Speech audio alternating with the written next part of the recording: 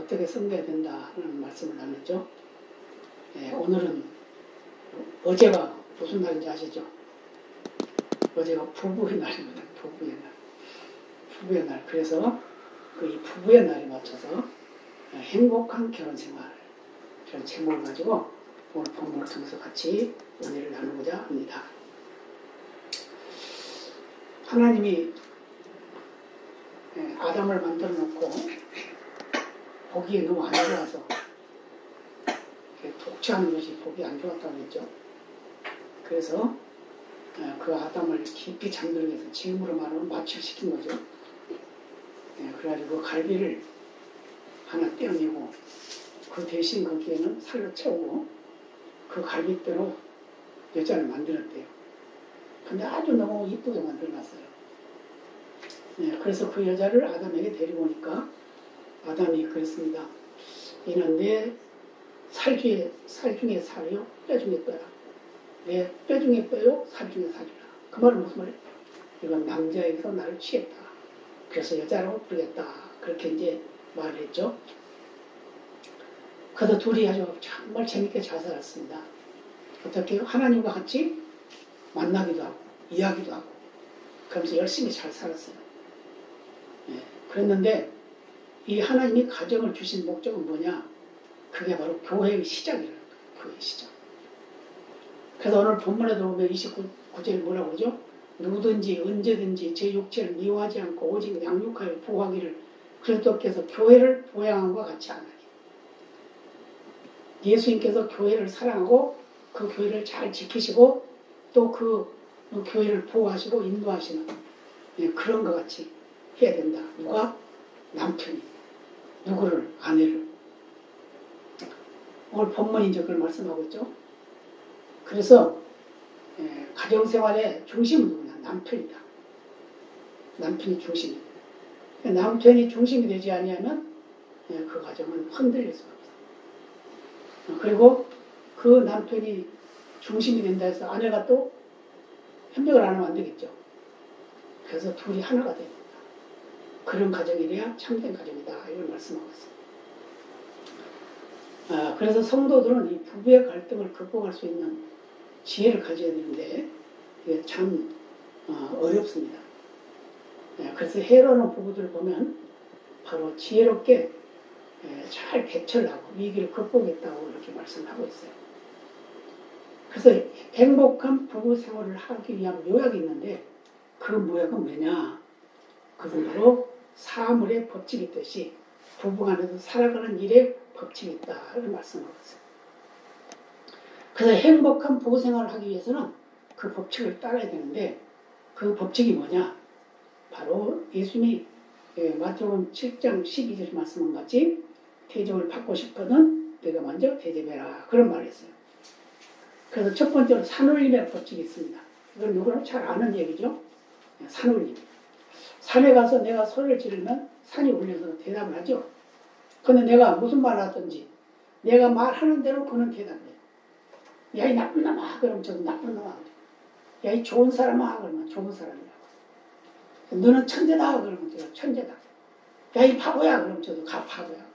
그 무슨 말이죠? 산은 받는 대로 되돌려준다. 그 말이에요. 우리도 마찬가지입니다. 우리 인간도 받는 대로 되돌려주는 게 인간의 삶의 모습이에요. 그러나 그것을 그대로 하지 아니하고 제가 앞에서 말씀드린 같이 남에게 대접을 받고자 하는 대로 너희는 남을 대접해라. 이것이 뭐라? 율법이요 선지자니라 그랬어요. 예수님께서 말씀하셨죠. 이 말씀을 하시는 그 배경이 뭐냐면 산상수훈에서 말씀을 강론하실 때 했단 말이에요. 그래서 그러므로 무엇이든지 남에게 대접을 받고자 하는 자대로 너희도 남을 대접하라. 이것이 율법이요 선지자니라. 무슨 말이죠? 내가 섬기면 남도 나를 섬긴다 그 말이에요. 내가 남을 존경하면 남도 나를 존경해 준다 그 말이에요. 한번 세상 돌아가는 거 보세요. 욕하면 막 서로 욕하잖아요. 누구 칭찬해 주는 사람이 별로 없잖아요. 그죠? 요즘에 이제 선거판이 시작되는데 선거판에도 이제 그러잖아요. 누구 나가 해야 된다 이러잖아요.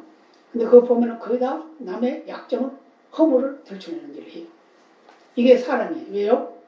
사람은 죄가 많기 때문에 그럴 수밖에 없어요.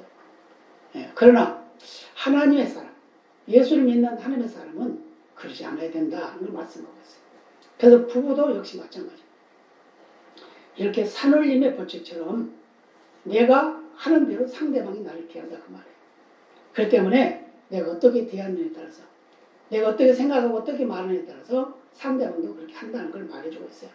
그 특히 가정이라고 하는 것은 이 부부 간의 삶을 그 자녀들이 보고 배웁니다. 그 부모의 삶을 자녀들이 보고 배운단 말이에요. 그 세상에 선생이 아무리 훌륭한 선생이 있다 하더라도 부모보다 더 좋은 선생은 없어요. 그래서 지난 시간에 그랬죠? 어떻게요? 스승보다 뭐가 되라? 아비가 되라, 아비. 아버지 같은 스승이 되라, 그 말이죠. 예, 그런 같이 우리가 먼저 섬기는 그런 삶을 살게 되면 상대방도 나를 섬기게 된다는 걸 말씀하고 있어요. 그 다음에 또 한 가지는 바늘과 실의 법칙입니다. 바늘. 바늘은 실이 있어야지 바늘의 역할을 하죠. 실도 바늘이 있어야 실의 역할을 하죠. 예, 그래서 부라고 하는 것은 뭐냐? 바늘과 실의 그 법칙대로. 그래서 어떤 분은 그런 말을 써요. 악장이다. 그렇게 말했어요. 그러니까 그게 함을 이룬다 그 말이죠. 그래서 바늘이 너무 빨리 가면 실이 엉키게 되고, 또 바늘이 너무 늦게 가면 빨리 가면 끊어지고 늦게 가면 엉키게 되는 게 바로 바늘과 실의 법칙입니다. 예, 그렇다고 바늘 대신 실을 잡아당기면 어떻게 돼요? 따로따로 놀게 되겠죠. 그래서 바늘과 실은 자기 역할을 감당해요. 바늘은 바늘로서 역할을 감당하고 실은 실로서 역할을 감당했을 때 그 바늘과 실의 조화가 잘 이루어서 바느질을 잘하게 된다 그 말이에요. 그래서 에베소서 4장 2절로 3절로 이런 말씀이에요. 모든 겸손과 온유로 하고 오래 참음으로 사랑 가운데 서로 용납하고 평안에 매는 줄로 성령에 하나 되게 하신 것을 힘써 지키라. 이게 바로 바늘과 실의 조화라는 거예요. 이런 조화를 이루지 아니하면 바느질이 제대로 되지 않는 것 같이 가정생활도 마찬가지, 부부생활도 마찬가지다 그 말이에요. 가족 간에도 마찬가지예요. 서로가 서로를 이해하고 또 서로가 서로의 그 의무를 다하는 그런 삶을 살았을 때 그게 정상적이라는 걸 말씀해주고 있어요. 그 다음에 수영의 법칙이 있다고 그럽니다. 수영의 법칙. 누구든지 수영을 땅에서 배워가지고 물속에 뛰어드는 사람은 없습니다. 왜요? 아무래도 땅에서 배워야 물속에 들어가면 가라앉기 마련이에요. 예, 그래서 보통 그러죠. 너 수영할 줄 아냐? 난 맥주병이야. 맥주병이 왜 맥주병이야? 맥주병에 물 들어가면 가라앉아 버리잖아요. 그죠? 그런 것 같이. 그래서 모두를 물속에 뛰어 들어가서 수영을 배운다 그 말이에요. 여러분 다 수영도 하실 줄 아시죠? 수영 잘 하시죠? 예, 저는 어렸을 때 수영을, 우리는 바다이니까, 섬이니까, 바다에서 항상 놀았어요. 강에서 놀고, 뭐, 시골에 뭐 강이라는 게 있어요? 개천이지. 예, 개천에서 놀고, 그 다음에 바다에서 놀고. 바다에 노는 바다에 가면 먹을 거 많아요? 별게 다 있습니다. 거기 보면 뜯어먹을 풀도 있고, 까먹을 풀도 있고, 그래요. 조개도 있고, 낙지도 잡고, 문어도 잡고. 예, 그래서 애들이 놀다가 어떤 누나가 바다에서 놀다가 그 문어를 잡았는데 문어가 얼마나 크냐면 한 1m 50 정도 되는 문어를 잡았어요. 엄청 이 누나가 못 드는가 그걸 질질질 끌고 그런 문어를 잡기도 하고 있어요. 예, 그러면 수영을 배울 때 어떻게 해야 되냐? 이게 아주 중요해요. 수영을 배울 때도 바로 사랑의 이치처럼 내 힘을 빼야 된다. 내가 겸손해져야 된다. 그래서 결혼하면 서로가 겸손해지고 서로의 힘을 빼야 된다. 그런데 뭐라고 그래요? 결혼하게 되면 이제 선배들이 그러죠. 초장에 군기를 잡아야 돼요. 그러잖아요. 초장에 군기를. 그래서 무슨 말이에요? 자기 이치를 굳건히 하라 이 말이죠. 그래야 가정이 편하다. 그게 아닙니다. 왜요? 피차 미숙해. 피차 부족해. 피차 부족하기 때문에 그 부족한 걸 서로 이해해야 된다고 말해요. 저는 그래서 결혼 상대를 고르는 사람들에게 이렇게 말합니다. 100% 마음에 드는 사람과 하면 안 된다. 예, 그런 사람이 있어요? 어디? 하나도 없죠. 그런 사람 찾으려고 그러면 평생 못 찾아요. 옛날에 저를 아는 사촌 누이가 있었어요. 사촌 누이. 그 사촌 누이는 그때 당시에는 공부도 좀 했고 약사였으니까 굉장히 거지겠죠. 그러니까 선이 들으면 다 그냥 막고시키는 거예요. 그러다가 나이가 들었어요. 근데 결혼 정년기는 보통 한 5세, 옛날엔 그랬어요. 또는 23세, 27세, 28세, 30세 전에 결혼을 했어요. 근데 이 누나는 자꾸 그렇게 하다 보니까 어떻게 해요? 결국은 결혼을 못했어요. 그래서 30이 넘어, 33대, 35대. 그러니까 그때는 누구든지 나와 결혼해 주는 사람만 있으면 하겠다. 그래서 결국 누구하고 결혼한 줄 알아요? 저도 키가 작죠? 근데 저보다 훨씬 키가 작은 거예요. 요만큼밖에 안 나요. 그런 남자. 근데 그분은 또 뭐 하냐면 택시기사 하는 사람. 근데 고집은 또 얼마나 센지 몰라요. 결혼하고 나서 이 부인이 꼼짝을 못해요. 그래서 맨날 우는 거예요, 맨날. 그러니까 너무 자기 수준에서 너무 골라도 안 돼요. 적당히. 그래서 50%만 맞으면 해야 돼요. 왜요? 50% 맞으면 100%잖아요. 그러잖아요? 그래서 모자란 걸 서로가 보충해주면서 살아야 그게 행복한 결혼생활이지 100% 다 완성시켜놓고 하면 행복하지 않아요. 왜? 서로 잘난 척 키는 거예요. 그래서 사랑은 삶으로 배워가는 것이다 라고 이렇게 말씀을 합니다. 그래서 수영선수가 피나는 노력을 해서 금메달을 따는 것 같이 우리 사랑도 그래야 된다는 거예요.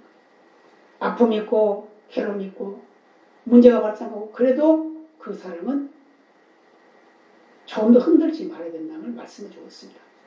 그래서 요한일서 4장 20절로 21절로 이렇게 말씀합니다. 누구든지 하나님을 사랑하노라 하고 그 형제를 미워하면 이는 거짓말하는 자니 보는 바 그 형제를 사랑치 아니하는 자가 보지 못하는 바 하나님을 사랑할 수 없느니라. 우리가 이 계명을 주께 받았나니 하나님을 사랑하는 자는 또한 그 형제를 사랑할지니라. 하나님을 사랑한다 하면서 형제를 미워하면 안 되겠죠. 하나님을 사랑한다 하면서 부부간에 미워하면 안 되겠죠. 그래서 부부의 사랑도 역시 하나님의 사랑 안에서 이루어져 가는 것이다 라는 걸 말씀하고 있습니다. 그리고 또 한 가지 타이어 법칙이 있어요. 타이어. 차를 끌고 모래땅을 가다 보면 잘 빠지죠. 진흙밭에 가도 빠져. 그러죠? 근데 빠지는데 어떻게 거기서 빠져나올 수 있냐? 빠질 수 있냐? 그것은 바로 타이어에 바람을 좀 빼주면 된다고 해요. 왜요? 지금까지는 이 지면과 마찰은 면이 적었지만 타이어 바람을 빼주면 그 마찰 면이 커져서 많아져서 그래서 모래 땅에서 빠져나올 수 있다. 또는 진흙 땅에서 빠져나올 수 있다. 그걸 말씀하고 있어요.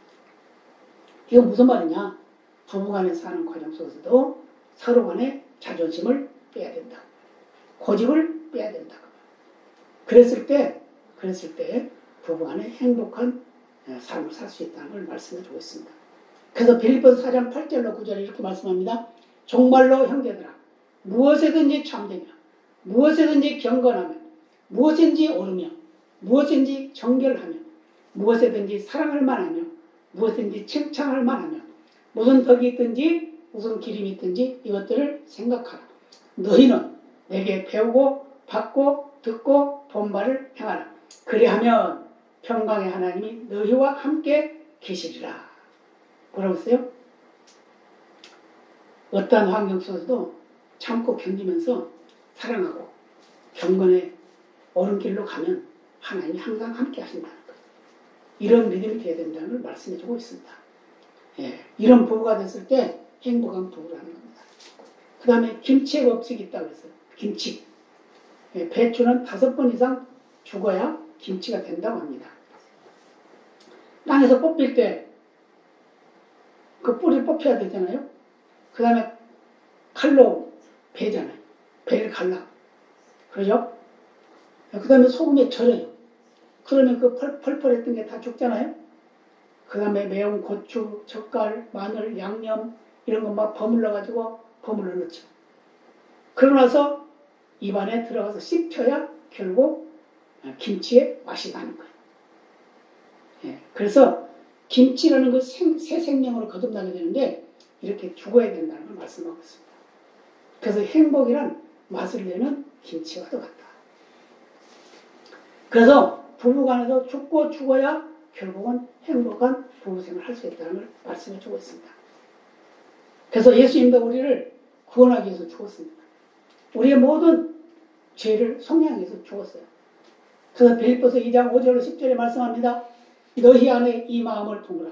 곧 그리스도 예수의 마음이니 그는 근본 하나님의 번째지나 하나님과 동등됨을 취할 것으로 여기지 아니하시고 오히려 자기를 비워 종의 형체를 가져 사람들과 같이 되었고 사람의 모양으로 나타나셨음에 자기를 낮추시고 죽기까지 복종하셨으니 곧 십자가에 죽으심이라. 이러므로 하나님이 그를 지극히 높여 모든 이름 위에 뛰어난 이름을 주사 하늘에 있는 자들과 땅에 있는 자들과 땅에 있는 자들로 모든 무릎을 예수의 이름에 꿇게 하시고. 결국 예수님이 당신을 죽였더니 결국은 온 인류가 그 앞에 무릎 꿇게 했다 그 말이에요. 이게 바로 김치의 법칙이에요. 김치의 법칙. 김치가 맛을 내려면 여러 번 죽어야 되는 거지. 우리도 자꾸 죽어야 좋은 맛을 낸다 그 말입니다. 그 다음에 또 한 가지는 고객의 법칙이라고 했어요. 고객의 법칙. 뭘 말하죠? 고객에게는 절대로 화를 내면 안 돼요. 왜요? 그럼 그 고객 오겠어요? 안 오지. 이 시장에서 어떤 분이 저한테 가끔 그래요. 목사님, 나 오늘 성질 나가지고 뭐 화를 막 냈어요. 그게 왜요? 그랬대. 아니, 자꾸 약을 올려가지고 냈대. 고객은 왕입니다. 그래서 그 고객에게 어때요? 잠재적인 고객이 아니다. 그냥 지나가는 사람도 고객일 수 있고 다 그러잖아요. 누구나 다 고객일 수 있단 말이에요. 그럼 고객이라고 하면 저 고객이 나의 고객이다 라고 생각을 하고 그에게 항상 친절 베풀어야 된단 말이에요. 그래서 미소를 잃지 말아야 돼요. 그래서 상대방이 무엇을 원하는지 빨리 파악해야 되고 그것을 속히 소개를 해주는 그런 일. 이게 바로 최선을 다하는 상인의 모습입니다. 그래서 부부란 바로 이런 것이다 그 말이에요. 서로가 고객으로 여겨야 된다. 고객으로 여겨야 된다. 그럴 때만 멋진 관계를 유지할 수 있습니다. 그래서 배우자를 나의 마지막 고객이라고 여겨야 된다.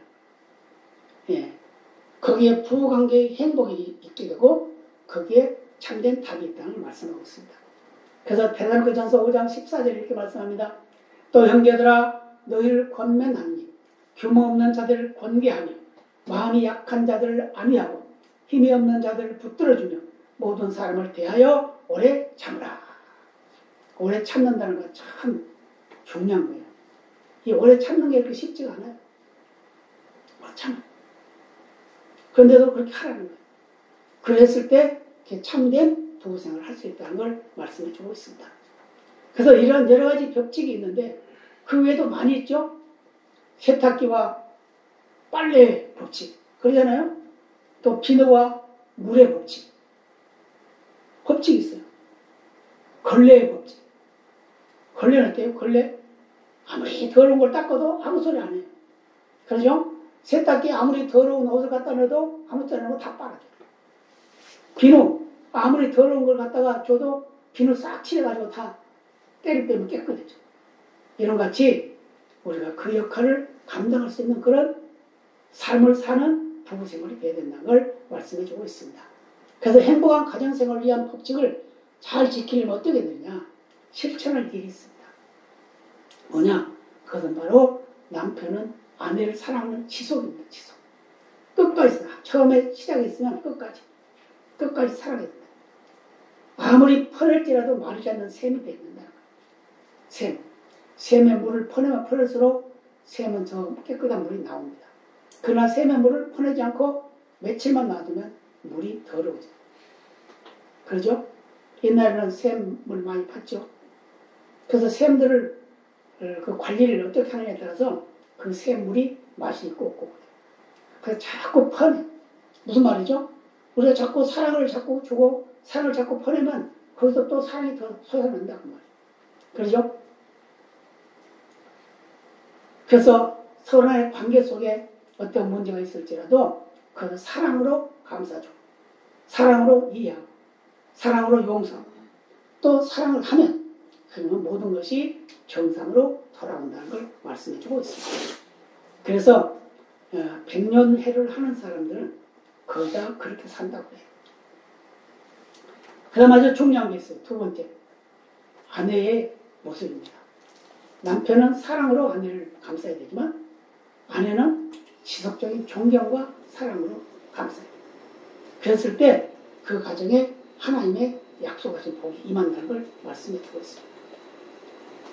여러분 정치하는 사람들 또는 사상가들 보면 공산주의를 좋아하는 사람들 그런 사람들은 죽어도 공산주의 그러죠? 그게 나쁜 것을 알면서도 그래도 좋아요. 이런 같이 우리가 이 세상을 살아가는데 나쁜 것을 알면서도 그걸 자꾸 좋아한다면 그건 안 되겠죠.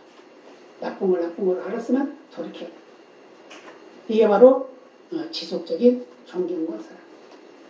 그래서 아내는 남편을 존경하고 또 사랑하고 그러니까 아내가 더 힘들어요. 왜요?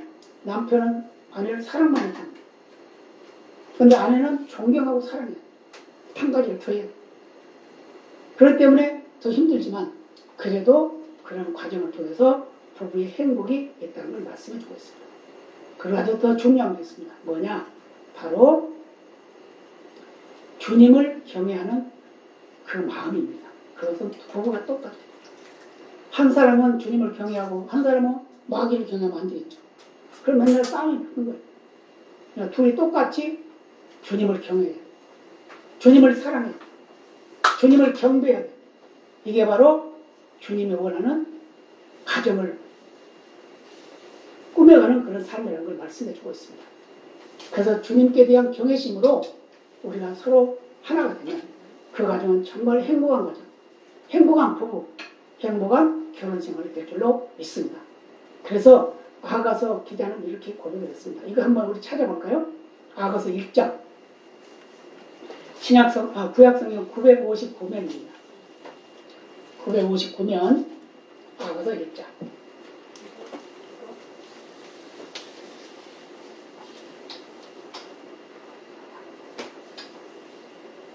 다 찾으셨죠? 네, 그러면 1장 15절로 2장 10절까지 봅니다. 좀 길지만 우리 같이 합독하시겠습니다. 네, 15절입니다. 내 사랑아 너는 어여쁘고 어여쁘다. 네 눈이 비둘기 같구나. 나의 사랑하는 자여 너는 어여쁘고 화창하다. 우리의 침상은 푸르고 우리 집은 백향목, 들복, 잣나무, 석가래로구나. 나는 사론에 솟아나요 골짜기에 백화포로구나. 여자들 중에 내 사랑은 가시나무 가운데 백합화 같구나. 남자들 중에 나의 사랑하는 자는 숯불 가운데 사과나무 같구나. 내가 그 그늘에 앉아서 심히 기뻐하였고 그 실과는 내 입에 달았구나. 그가 나를 인도하여 잔치집에 들어갔으니 그 사랑이 내 위에 기로구나. 너희는 건포도로 내 힘을 돋고 사과로 나를 시원케 하라.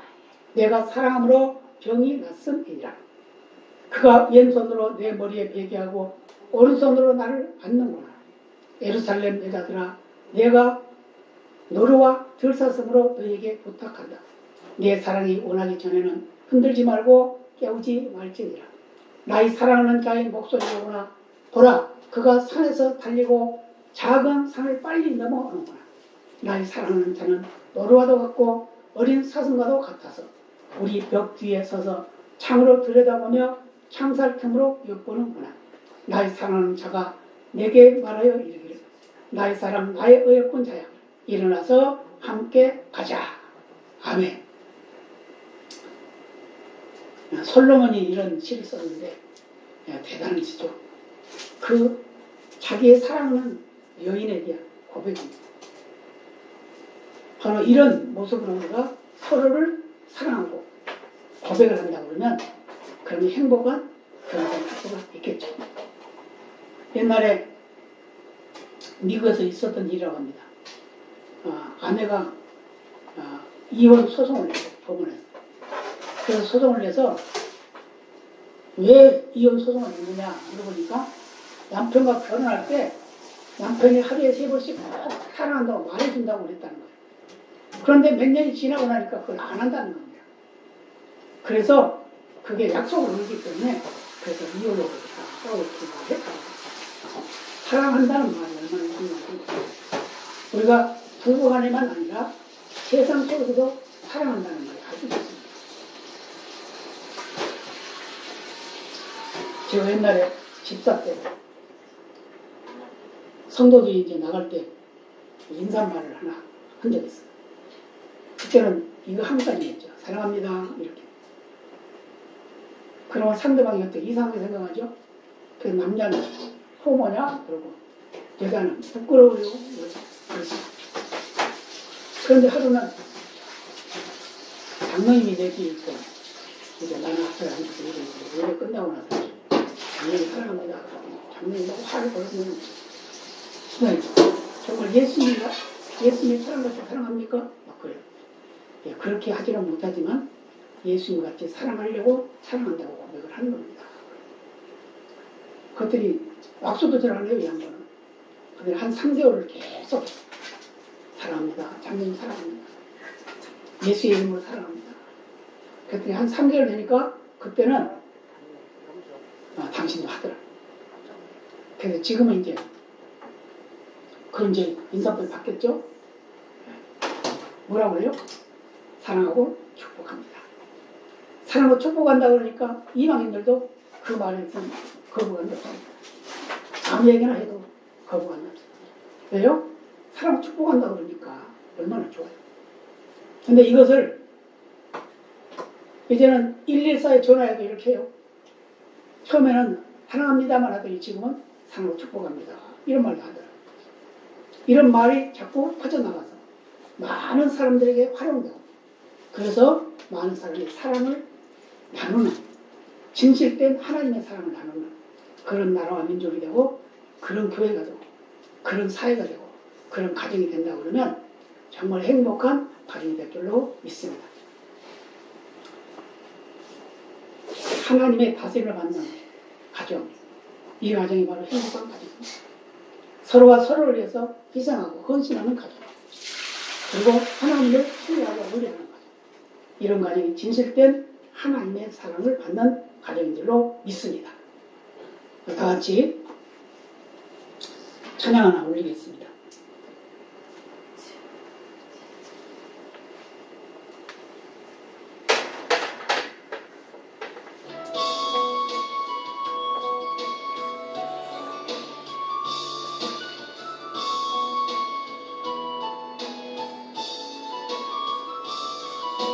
함께 하시는 가장 소중한 주님, 영원토록 찬양 받으실 주님, 모든 것이 떠났고 널 잃었지만 언제나 함께 하신 주,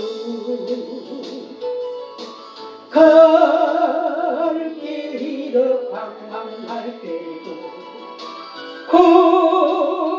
고통으로 눈물 흘릴 때도 걱정하지 말아라, 염려하지 말아라, 내가 내 형편을 알고 있느니라.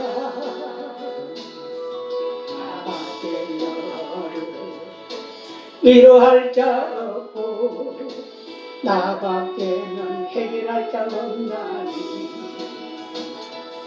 믿고 기도하라, 믿고 행하여라, 말씀하시는 소중한 주님, 나와 함께 하시는 가장 소중한 주님, 영원토록 찬양 받으실 주님. 모든 것이 떠났고 모든 걸 잃었지만 언제나 함께 하신 주. 갈 길 잃어 방황할 때도 고통으로 눈물 흘릴 때도 감사하며 살아라, 찬송하며 살아라. 내가 내 형편을 알고 있느니라. 나밖에는 너를 위로할 자 없고 나밖에는 해결할 자 없나니 줄 바라보며 이거 순종하라. 말씀하시는 소중한 주님,